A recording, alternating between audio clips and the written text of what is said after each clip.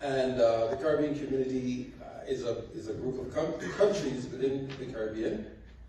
There are about 20 member states, and the CTU is one of the specialized institutions.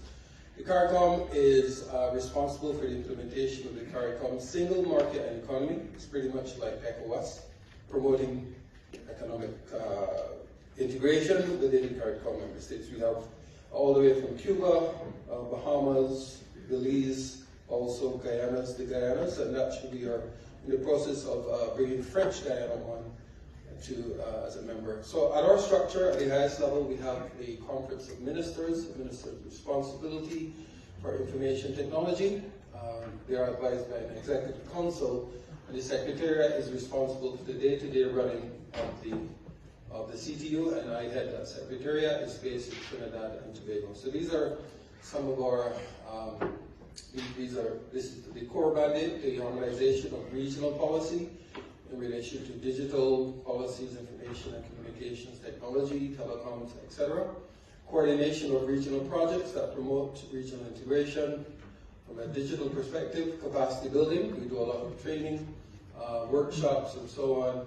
In fact, right now there's a School of Digital Transformation and Innovation taking place in Trinidad and Tobago, hosted by us, with a group of a whole range of partners as well, including the World Bank, etc.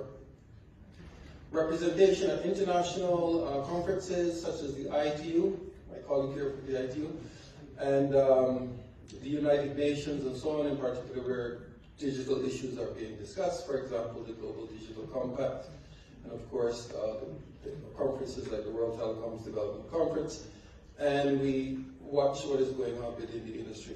In terms of the relevance of this conference, the trade and cooperation in the region, this is just an overview of what that trade looks like, the trading blocks. Of course, at the pinnacle is the single market and economy. Within CARICOM, there's freedom of movement, freedom of trade, goods and services, and people, and so on. There's also, we are in a partnership with Africa through the Africa, Caribbean, and Pacific arrangement through the EU, in partnership with the EU.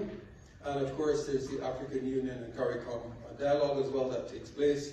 I'll speak a little bit more about that. And of course, most of our Caribbean members are members of the Commonwealth. I think we make up about 25% or so of Commonwealth countries. I see many of our country flags here. So this is just in terms of our cooperation with the European Union. There is a EU, Latin America, and Caribbean Digital Alliance, so cooperation in digital goods and services, and this falls under the EU Global Gateway Initiative, which is about $300 billion. This was in 2021. Some of our Caribbean leaders are standing here having signed the agreement for cooperation. I mentioned the cooperation between Africa and the CARICOM. Of course, this is one that is of great value and excitement for us, given our shared history. Many of the African diaspora live in the Caribbean. In fact, during COVID, when the movement of people was restricted, many of the Caribbean countries launched digital nomad initiatives. In Barbados' case, I'm from Barbados, by the way. And they launched initiatives, digital nomad initiatives. In Barbados' case, it was called Welcome Stamp.